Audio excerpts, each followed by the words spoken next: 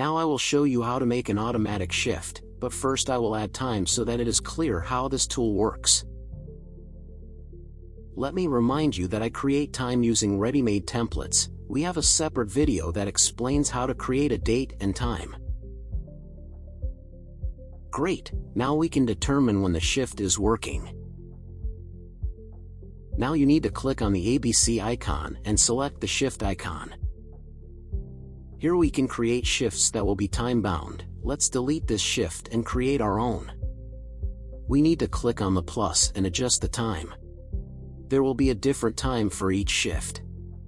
You can also assign a unique name or number to the shift that will be displayed when printing.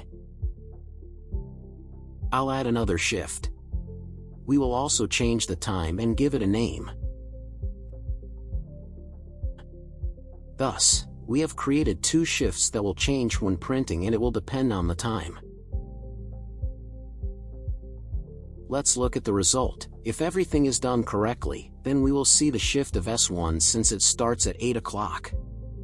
Everything is as expected. We have a shift number S1. Now we only have to wait 10 hours to check your shift.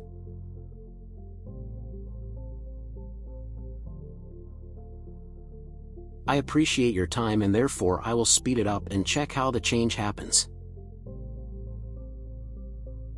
Fine, everything works. Thank you for your attention.